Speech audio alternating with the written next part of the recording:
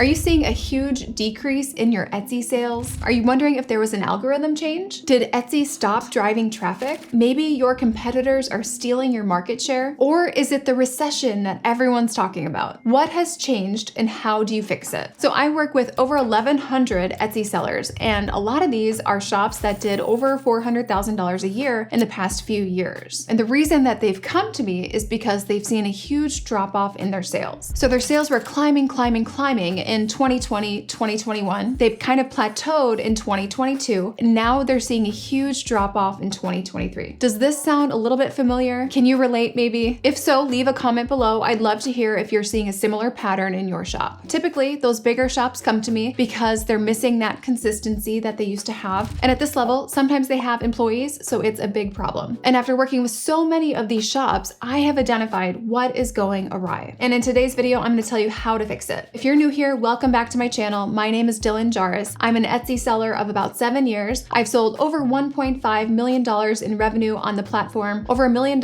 in profit. And my entire background is corporate e-commerce. I worked for big companies like Zappos and Zulily, and that's really infused into all of my teachings. Now I'm teaching over 1,000 Etsy sellers just like you how to scale their businesses. So what is the number one reason that I have identified for this huge decrease in sales? Because not all shops are seeing a decrease, but some shops are seeing a big decrease. And it's typically because these shops are doing the same things that they were doing in 2020 and expecting the same results. When in fact, we need to do things much differently now in order to see the same financial results that we saw in 2020. Why is that? So 2020, right? Free money from the government, those stimulus checks were flying. The stimulus was a true stimulus, especially on Etsy. So it was not difficult to get sales in 2020. You hardly had to even be optimized in your shop to get those sales. But now things are totally different. Things are tighter now. People shop differently. People spend their time differently. People prioritize differently. And different age groups are spending differently. So what do we do about this? We have to adapt. The product mix that served you well in 2020 needs to evolve in order to serve you well in 2023. Number one thing we need to focus on, your customer, they matter more than ever. Oftentimes with the big shops that have seen a big drop off, they have become a bit more bloated in terms of who they're selling to. They're trying to serve too many people, so it really dilutes how much they resonate with any specific customer. And sometimes they're not focused enough on those premium customer segments that have consistent spending habits. So for example, let's say you're a shop that's selling sweatshirts, and in 2020, you had sweatshirts that said, "Be kind," and those were doing so well for you. Well, maybe that kind of vanilla design, "Be kind," isn't gonna serve you in the same way in 2023. Maybe instead, you wanna be selling sweatshirts that say, "My husband is a pilot." Okay, I'm kind of kidding, kind of not really. You wanna think about how rich people, right? Wealthy people with higher discretionary income, how they spend their time and how they spend their money. Think about expensive activities and target those people. I'm not saying your entire shop has to be about this, but it would really help your shop to have some of this infused into your product mix. So your customer matters more than ever. You really wanna make sure you're serving people who are consistently spending right now. Next thing I wanna talk about is trends. So 2020 trends are way different than 2023 trends. Let's say in 2020, you were doing things that were a little bit trendy, a little bit new or unique. Well, now you are likely on the tail end of demand for that 3 years later. So the same product mix that you had in 2020 will not necessarily carry you through to 2023. So you've got to evolve and really infuse newness and freshness and unique items into your product mix. Your number one selling listing in 2020 should not be your number one selling listing in 2023. And if it is, then I would say you've probably missed a huge opportunity to level up your product mix. Now let's talk about your product mix. In 2023, a one-dimensional product mix is not gonna cut it. In 2020, you could have a shop full of $10 masks and that's all you sell. Or you could have a shop full of $20 sweatshirts and t-shirts and that's all you sell. But now you need a more strategic product mix. So we want different listings with different purposes. So instead of having a one-dimensional product mix, we really want to focus on the blended margin. So we're focusing on really maximizing our overall gross margin dollars instead of focusing on your profit per item. So you're going to have different listings with different purposes, different margins, and you're going to look at your total overall blended margin. You're going to get so much further and so much faster by doing that. If you don't know how to do that, reach out. It's kind of my expertise in and that's what I teach my students. So I highly recommend having these 7 types of products in your shop. They're different listings with different purposes, but together they scale your order number and your revenue at the same time. So some of your listings, their entire purpose is just to get your order number under your shop name up really high, really fast. I call those loss leaders. And then you're gonna need some listings where their sole purpose is to scale your revenue. We really need a balance of both, and I give you dozens of examples of each one so that you're not left to figure this out on your own. The next thing I wanna talk about is production partners. And with the influx of print-on-demand sellers over the last 3 years, I highly recommend looking outside of the top 5 print-on-demand production partners to scale your business. So focus on the little guys, these smaller, more local production partners. Now they run leaner and with less overhead, because remember, overhead will get passed along to you. So if you're working with a production partner with a super fancy office in a high rent area, you're likely not getting the best deal. They're passing along those expenses to you, and you would have to pass them along to your customer. So overhead, it always gets passed along. So when I find a production partner in kind of a sketch, low income, kind of low rent area, I get excited because I know I'm gonna get a deal. I wouldn't even look for production partners in high rent, high income areas unless maybe they're operating out of a more residential setup. Now, competition. How do we compete in 2023? It's completely different than how you'd compete in 2020. In some cases, with product and shipping and inventory issues in 2020, sometimes all you needed to do was have the product in stock and able to ship in order to compete. If it was in stock, you were the winner. Now in 2023, it's much different. And there are so many ways to compete outside of price. One of my favorite ways to compete right now is with speed. Doing something faster than the competition. In the last 3 years, people have become more and more trained by Amazon Prime. Certain people won't even consider ordering something unless they can get it in 3 to 4 days. Speed is value, and you can bake that value into your shop with your production times. In this way, you're not stuck just competing on price. The next thing you want to do is focusing on things that are going to save people time and make them money. And it's because people see that as an investment. It's not just a frivolous purchase, it's an investment, and investments have a return. So they're thinking more about the ROI instead of just, okay, I'm gonna dump my money into this and I'm not getting anything out other than my own enjoyment. So they give something to get something. And selling things that offer that, right? Something with utility that saves time, that helps make them money. It's so much easier to do that now. It's a really smart idea to work those things into your current product mix, specifically this year, and also to repackage your current product mix in a way that really frames them up with your marketing to have a strong ROI for the customer. So it's just a much different way about thinking about your product mix and what you're offering. And we really want to be thinking about value for the customer right now. And not just value as in, oh, that was a good deal, it was cheap, it was inexpensive. What value can they pull out of that investment? Please subscribe to the channel if you would like to hear more videos about how to succeed on Etsy, and reach out if you're interested in guidance from myself and my team, and we can see if we would be a good fit to work together. All right, I'll see you guys in the next video.